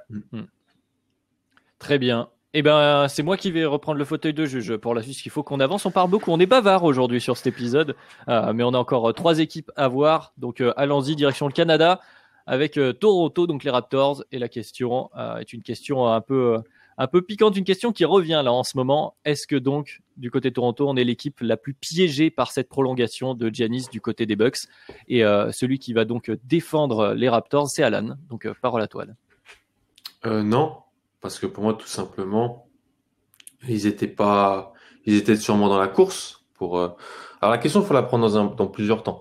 Piégé, pourquoi? Piégé parce qu'ils voulaient attirer Giannis ou piégé parce qu'ils voulaient battre Milwaukee avec Giannis? Ils n'allaient pas battre Milwaukee avec Giannis sans Kawhi, pour moi. On a vu les limitations de l'équipe durant les playoffs. Ils arrivent à pousser Boston en 7 matchs avec Kyle Lowry, vraiment très très bon, Fred VanVleet et compagnie. Mais la série n'aurait pas dû durer 7 matchs selon moi. C'était vraiment un très très bon travail de coaching et vraiment de cette équipe-là. Mais elle est pas piégée par la prolongation de Giannis sur le terrain parce que elle a baissé dans la hiérarchie de l'Est. parce que Brooklyn va être meilleur, parce que les Sixers vont être meilleurs selon moi. Et eux, ils ont perdu Serge Ibaka, ils ont perdu Marc Gasol. Alors oui, du côté de Toronto, on va sûrement bien profiter des jeunes. Il y a toujours très hypé par les jeunes draftés par Toronto. Masai Ujiri est un très bon GM, il identifie bien les jeunes, bien les joueurs. Mais je regarde cet effectif. Et donc, si on comprend la question par la plus piégée par la prolongation de Giannis sur le terrain, face à Toronto, face à Milwaukee dans les prochaines années, non, parce que ils seront moins bons. Alors, si on comprend la question dans la plus piégée, parce qu'en fait, ils auraient aimé attirer Giannis, là, je pense même pas non plus, parce que potentiellement, je pense que Giannis aurait. Alors oui, il y a le contact avec Ujiri, le côté international, le côté excellent GM, on va pas se mentir, qui peut vendre le projet de Toronto. Mais est-ce que Dallas aurait pas été une meilleure situation? Est-ce que Miami aurait pas été une meilleure situation pour Giannis? Est-ce qu'un plus gros marché aurait pas été une meilleure situation? Si les Clippers se seraient positionnés sur Giannis au lieu de prolonger Paul George, comment ça se serait fait? Je pense qu'en fait Toronto a gagné son titre en 2019, a mis le basket à un super haut niveau en termes de popularité au Canada, et je pense qu'ils sont bien là où ils sont. C'est même pas Kyle Lowry ne fait que prendre des années après années de niveau contrat. On ne sait pas combien de temps il sera encore dans l'Ontario. Il y a eu la prolongation de Van Vliet. Il y a les questions autour de Siakam. Il va falloir prolonger OG Anunoby. Je pense qu'il y a d'autres dossiers plutôt que le serpent de mer Giannis. Très bien. Donc, on a une défense sur différentes interprétations de cette question. On va voir ce que vous pouvez rétorquer, Maître Ben. Votre honneur. Je vais me permettre de commencer cette plaidoirie par une petite revue de presse, un souvenir d'une autre vie. Mardi 15 décembre, Raptors HQ, le site SB Nation des Raptors, titre Giannis est hors jeu, quel plan B pour les Raptors? Mardi 15, toujours, The Globe and Mail, premier quotidien au Canada en termes de tirage. Le nouveau contrat de Giannis est un désastre pour les Raptors. Mardi 15 décembre, encore, un article sur le site de la télévision nationale. Que peuvent faire les Raptors maintenant que le rêve Giannis est terminé? Et enfin, vous l'aurez deviné, mardi 15 décembre, TSN, le diffuseur des Raptors, titre avec un Giannis hors des tablettes, que peuvent faire les Raptors? Un article qui commence par une première phrase, je cite, l'intérêt des Raptors pour Giannis était un des secrets les moins bien gardés en NBA. Tu m'étonnes. Les Raptors, alors, qui a écrit ça, monsieur? Qui? les Raptors, ils rêvaient de Giannis. Et pourquoi c'est une tuile pour eux? Pourquoi c'est une tuile pour eux et pas pour d'autres équipes? Parce que mon confrère ici a cité d'autres équipes. Parce que les Raptors, ils avaient déjà bougé. Dallas, alors oui, c'était une bonne destination, mais qu'est-ce qu'avait fait Dallas pour en fait attirer Giannis? Quel mouvement avait été mis en place? Aucun. Miami, on avait prolongé Bam Adebayo. Alors certes, les fans de Miami, dans leur imaginaire, pensaient à cette possibilité d'associer les trois, mais mais c'était compliqué d'un point de vue salarié cap. On parlait des fois de Golden State. Quel argent? Les Lakers, ils ont gagné le titre et ils ont continué à attaquer le banc. Les Clippers, quel argent? Les Raptors, ils ont méticuleusement gardé du cap pour 2021 en laissant partir Ibaka, Gasol. Mon adversaire a parlé d'OG Anunoby. Il n'a pas été prolongé. Pourquoi? Pour économiser de l'argent pour 2021. Masai Ujiri, Alan en a parlé, il garde Giannis du coin de l'œil depuis 2013. Il voulait le drafter. Donc oui, c'est l'équipe qui a plus piégé parce que c'est celle qui avait déjà fait le plus de mouvements. Pour répondre à la deuxième interprétation à laquelle je n'adhère pas d'Alan, alors il me dit pour battre le terrain et ensuite il me cite toute une ribambelle d'équipes qui est déjà meilleure que Toronto. Bah oui, Toronto est meilleur. Et pourquoi Giannis c'est une catastrophe? Parce que pour entourer leurs jeunes joueurs, c'était l'espoir du talent générationnel qui revient. Il s'est dilapidé, donc c'est une catastrophe pour les Raptors. Merci. Il est bon le salaud. C'est pas une phrase très juge, très correcte, mais l'attaque avec les journaux était très bonne. Maître Alan, est-ce que vous avez une défense après ce réquisitoire? Moi j'aime bien qu'on utilise la presse, mais moi j'aimerais savoir ce que pense vraiment mon adversaire. Je sais qu'il représente un lobby très puissant. Et donc il ne parle pas vraiment souvent. Ce qu'est le métier d'avocat, il le fait extrêmement bien. Mais moi je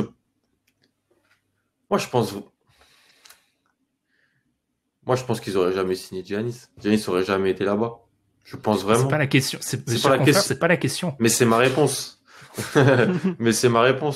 Je pense que non, j'ai rien à rajouter. Je pense que le plaidoyer était très très efficace en face. Et donc j'ai peut-être pas la position la plus simple parce que c'est vrai que quand tout le monde en parle de Giannis, mais moi je pense que voilà, j'ai essayé de pour mais c'est pas, non, j'ai rien à dire. Juge Adrien, je peux juste préciser un truc. L'argument en apitoiement, je ne le recevrai pas parce que j'ai laissé à toutes les parties présentes plusieurs jours pour sélectionner le rôle de leur choix. Certaines personnes s'y sont pris au hasard, au dernier moment, pardon. Donc je n'accepte absolument pas cet argument-là. Cet argument me fait sortir de mes gonds. Je vous laisse la parole. Non, mais il y a pas de souci. De toute façon, dans le jugement depuis le début, ça a juste été concéder le point quand c'est arrivé comme ça. Ça n'a pas été pour le récupérer par apitoiement. Donc je pense effectivement que tu le récupères, mais c'est vrai que il y avait beaucoup d'équipes sur ce cas de Giannis, beaucoup de monde qui le gardait d'un coin de l'œil. C'est vrai que effectivement peut-être que c'est Toronto qui avait avancé le plus de pièces déjà et qui donc se retrouve peut-être dans une position un peu plus compliquée. Ils sont pas, je trouve que piéger c'est fort dans la question comme elle est posée, puisqu'il y a quand même encore de quoi faire, comme l'a bien dit Alan. Il y a plein de dossiers du côté de Toronto, mais effectivement, c'est peut-être ceux qui sont le moins avancés sans Giannis avec eux par rapport à Dallas, par rapport à Miami, par rapport à ces équipes-là. Donc effectivement, je te donne le point Ben, mais quand même, on va pas être trop pessimiste pour Toronto. Ça donne cette impression, cette preview, mais effectivement, c'est sur ce cas de Giannis. Le point est pour toi. On précisera d'ailleurs que Masai Ujiri est toujours pas signé. Voilà, s'il aurait attiré Giannis en plus. Bon, moi je vais me reposer, messieurs. Il nous reste 2 équipes et je vais. Moi, je veux plus débattre avec toi. On va parler du Jazz d'Utah. Alors avant qu'on débute cet épisode, on a appris la prolongation XY de Rudy Gobert. On ne s'était pas préparé pour cette question-là, donc vous comprendrez qu'on va débattre d'autres choses. Est-ce que c'est la meilleure équipe de la division Northwest? Est-ce que c'est la meilleure équipe de cette division? C'est mieux dans ce sens-là. Cette saison, le Jazz d'Utah, Alan, tu vas défendre les Mormons. Oui, c'est la meilleure équipe de cette division. Ouais, c'est la meilleure équipe de la division pour plusieurs raisons. Déjà, on va, je pense, dans cette division, beaucoup mettre en avant les Nuggets. On est à un shoot. Un shoot. Que Utah passe Denver sans Bogdan Bogdanovic, avec des temps de jeu mais ultra conséquents pour ses 2-3 meilleurs joueurs. Un Mike Conley, dont la première saison dans l'Utah a été cataclysmique. Un banc, mais des joueurs de G-League qui composaient ce banc. Juwan Morgan, George Niang, qui ont pris des minutes en playoff. Miye Oni.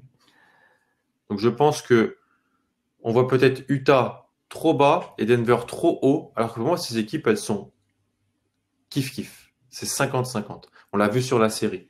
Vraiment. On retient énormément les grosses pertes de Jamal Murray. Si c'est le Jazz qui passe, tout le monde parle de Donovan Mitchell comme un joueur vraiment un des nouveaux meilleurs guards de la NBA. On en parle vraiment à ce niveau-là. Un mec capable de mettre 57 points en playoff sur un match. Un mec qui porte son équipe. On a la prolongation de Rudy Gobert qui va sécuriser un petit peu le projet Utah. On a fait des petits ajouts, 2-3 petits ajouts c'est rien d'exceptionnel, mais on n'aura pas de Juwan Morgan, Miye Oni et Justin Wright Foreman qui vont sortir du banc. Ou alors ils seront en année 2 et ils seront meilleurs, pas moins, ce sera pas possible d'être moins bon en fait sur ce niveau-là. Et puis il y aura Bojan Bogdanovic qui va revenir, qui va apporter de la stabilité. Joe Ingles aussi. C'est impossible que Joe Ingles soit aussi mauvais que l'année dernière. Joe Ingles c'était vraiment pas bon l'an passé et ça a vraiment fait du mal à Utah, surtout dans l'organisation de la seconde unit, parce que en fait on a dû vraiment donner les clés à Jordan Clarkson pour que la seconde unit fonctionne du côté d'Utah. Donc je pense qu'un petit peu plus un effectif qui avait pas mal changé, qui va mieux se connaître. Mike Conley en année 2, Bojan Bogdanovic en année 2 et sans blessure. Utah sera la meilleure équipe de cette division. Ça a dû lui faire mal de casser du sucre sur son petit Jamal Murray au profit de Donovan Mitchell. C'est le métier. Donc la parole, maître Adrien, pour la défense. Déjà, la question, la meilleure équipe de la Northwest Division, c'est est-ce que c'est la meilleure équipe en saison régulière ou en play-off? Là, on parlait à un shoot en play-off. Effectivement, c'est le cas. En saison régulière, il y avait 2 matchs. C'est pas énorme, je vous l'accorde, mais c'est un peu plus de différence. Ensuite, on a beaucoup parlé des renforts. Mon adversaire a beaucoup essayé de trouver des points positifs sur l'amélioration de Utah sur cette saison régulière, mais avec beaucoup de théorie, si j'ose dire. Et je trouve que de l'autre côté, on a un peu plus de certitude, que ce soit déjà du côté de Denver. Je vous rappelle votre honneur, Ben, que vous avez notamment cité Jokic comme favori pour le MVP, ce qui implique forcément un très bon résultat en saison régulière. Non, il n'a pas dit favori. Il a dit plus favori que Lillard. Écoutez, je ne vous ai pas interrompu. Laissez-moi aller au bout de mon propos. Donc, ce qui implique un éventuel Jokic MVP, une possibilité en tout cas d'une saison régulière au niveau top 1, top 2, top 3 de la NBA. Donc, ce qui sous-entend que ce serait compliqué pour une autre équipe de cette division d'être au-dessus. Ensuite, nous avons évoqué un peu plus haut le cas des Trailblazers avec ce cher Damian Lillard qui se sont aussi, eux, renforcés de manière notable et qui n'étaient pas très loin non plus, un peu plus bas quand même dans les standings de cette année, mais qui ont des renforts notables pour la saison régulière, notamment avec ce fameux trade pour Robert Covington, cette signature de Robert Covington. Donc, ça fait des vrais concurrents. Et la question, c'est est-ce que c'est donc la meilleure équipe? On a parlé de 50-50, peut-être avec Denver. Il y a le cas Portland. Et puis, une dernière chose, c'est quand on a fait notre DH20 et qu'on parlait des meilleurs joueurs, effectivement, Donovan Mitchell était peut-être en bas, mais sauf que du côté de Denver, encore une fois, on avait 2 joueurs qui étaient dans ce DH20.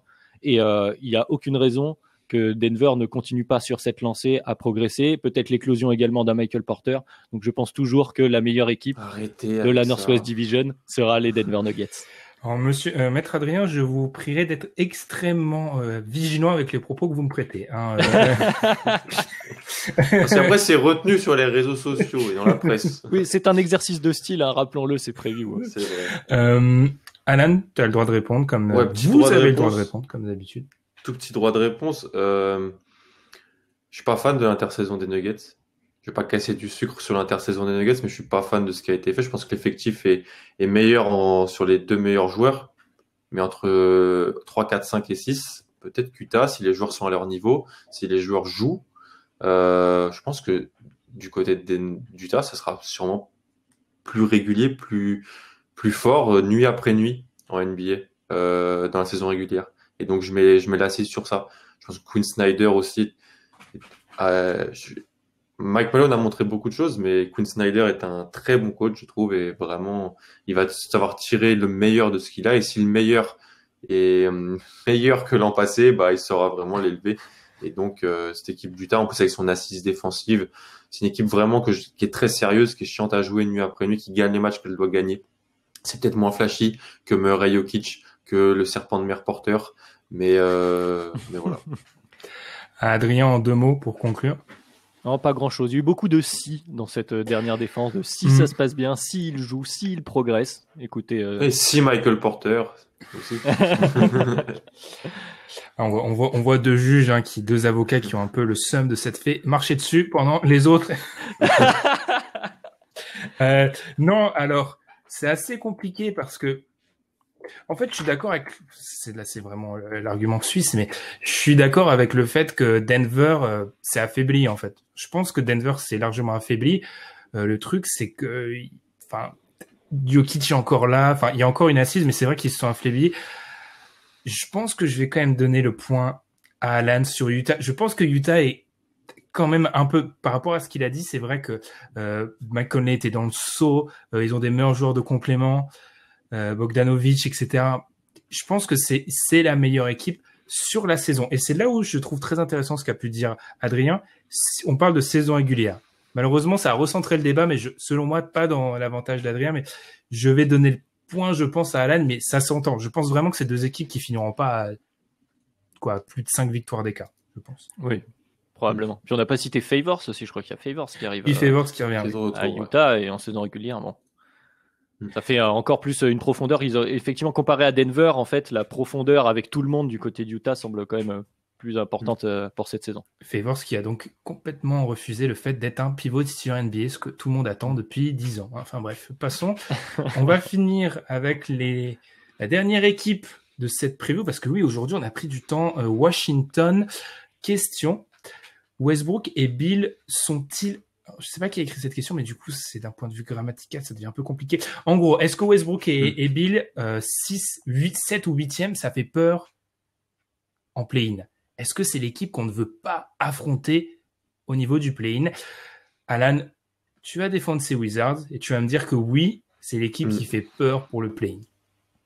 Oui, parce que sur un setting de play-in, donc sur un setting raccourci, qui est pas un setting du meilleur des 7 matchs, je veux à l'Est, dans des équipes entre 6, 7, 8, dans 7, 8, 9, 10 si jamais le 7 perd finalement le premier match et tout, un mini tournoi.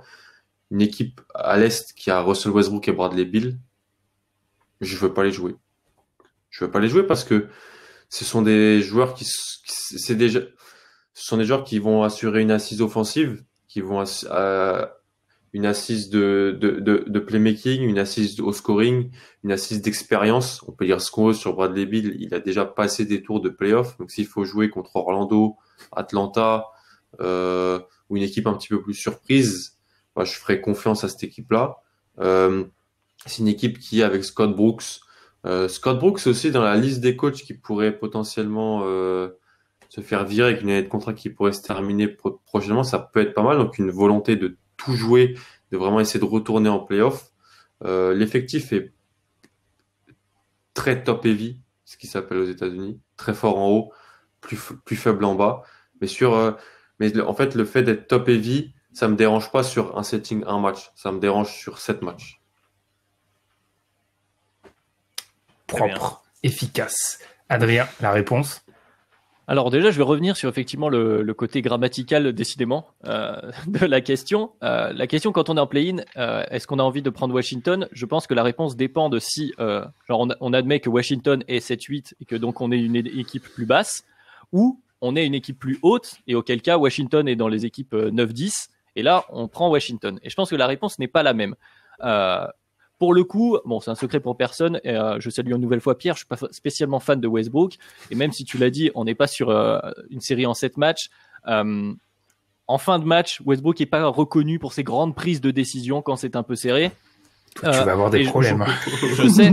Et j'aurais eu plus peur si j'étais une équipe en bas entre guillemets, si j'étais 9-10, d'une équipe à base de Wall Bill que de Westbrook Bill dans cette configuration-là. Donc c'est pas eux qui me font le plus peur. Par contre, si je suis en haut, je peux comprendre effectivement, ce sont comme tu l'as dit, deux joueurs qui t'amènent une assise offensive très très forte et qui peuvent te surprendre. C'est vrai. Ensuite, bon, quand même, dans cet effectif, on parle beaucoup de ce top heavy, mais là, il y a le gap entre top et juste derrière, il est immense. Qui sont les meilleurs joueurs de Washington derrière Bill et Westbrook? Ça doit être Thomas Bryant à peu près. Et ensuite, on peut espérer que Rui Hachimura continue de progresser. Et puis, ensuite, on va citer des David Bertans et des Isaac Bonga, Robin Lopez, Ish Smith. Voilà, c'est-à-dire que et puis qui défend? Excusez-moi, mais qui défend dans cette équipe? C'est le même problématique que l'année dernière, effectivement. Et donc, dans des séries de play-in qui ne sont plus de la saison régulière, parce que je pense qu'en saison régulière, effectivement, Westbrook Bill, ça va te faire gagner des matchs, c'est sûr et certain.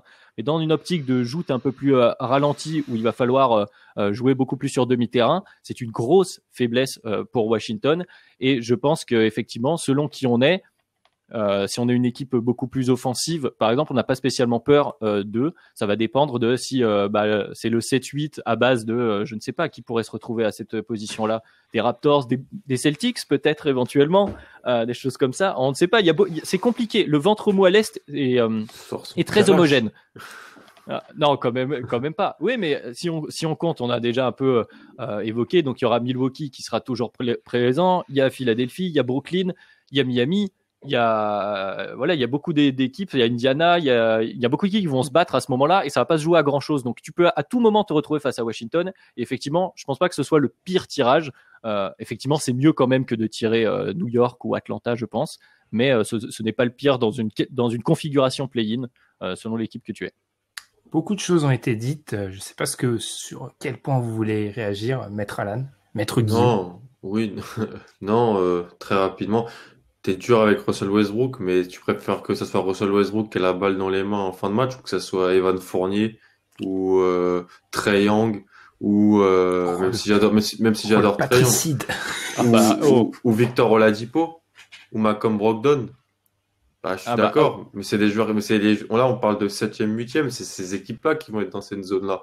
On parle pas de KD, on parle pas de Jimmy Butler, on parle pas de Giannis potentiellement.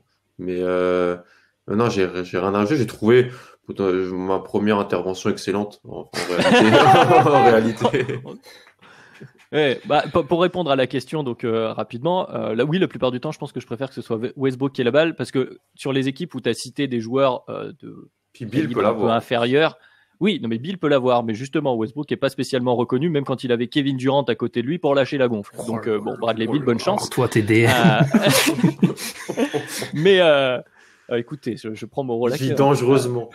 Et après, pour Evan Fournier, pour Malcolm Brogdon, pour ces joueurs-ci, je pense que c'est des équipes où c'est plus collectif en fin de match, où on va plus respecter un système dessiné, et auquel cas on est moins focalisé, on est moins soumis au choix d'un joueur, d'un individu. Et je pense que ça ne joue pas en la faveur de Westbrook, même si il est aussi capable d'en mettre. Je vais quand même un peu adoucir, justement, je vais faire attention à mes DM. Voilà, ça reste Russell Westbrook, il peut te le mettre, mais c'est pas celui, en l'occurrence, c'est pas forcément lui qui me fait le plus peur pour répondre à la question. Je me permets une petite vue que là, tout ce qui est chrono, on a totalement oublié. Qui serait donc, selon vous, Maître Adrien, l'équipe qui fait la plus peur dans ce... J'aimerais bien avoir peut-être une alternative. Alors, je me permets de vous demander de préciser la question. Selon qui? Si je suis 6 et que je dois taper un 10 ou l'inverse? Les deux, 7, 8, 9. Quelques mots, les deux cas. Alors, si je suis plus... Ça va bégayer. Écoutez, ça demande un temps de réflexion. Si je suis une tête de série haute, je pense que j'ai plus peur de pétards ambulants tel Atlanta qui me font un peu peur. Je pense que Chicago sera chiant à prendre aussi également. Il faut faire attention éventuellement à d'autres. Mais effectivement, ce cas-là, c'est le cas où effectivement je pense que Washington est plus compliqué. Celui-là, je l'admets. Mais dans l'autre, par contre, si je suis en bas, je préfère 1000 fois prendre Washington en 7-8 que justement si une équipe descend d'au-dessus. Il y a 8 matchs maintenant, non mais... En 7, pardon, j'ai mal compris. Je m'excuse. Voilà, si Washington en saison régulière finit 7-8 et qu'on a la configuration de tournoi que tu évoquais tout à l'heure Alan, et que moi je suis donc une équipe 9-10, et ben je préfère prendre Washington qu'à peu près pratiquement tout le reste au-dessus à l'Est. Vraiment. Genre que ce soit même Indiana qui peut-être vu un peu un tiers en dessous de toutes les équipes qu'on a citées. Après derrière, même qu'Orlando, parce qu'Orlando ça va défendre fort et les équipes de bas de tableau à l'Est ont du mal contre ce type d'équipe en général. Donc voilà, selon le cas. Cet angle est bien de diviser la question en deux parce que je suis assez d'accord sur si on est une tête de série, basse. Je pense qu'on préfère limite prendre Washington parce que Indiana a la mauvaise tendance de battre toutes les équipes moins fortes qu'elle et ils vont détruire. Là où c'est stable. C'est ça, c'est stable, ils ont de la profondeur et il y a peu en l'occurrence, il y a beaucoup de joueurs de niveau similaire.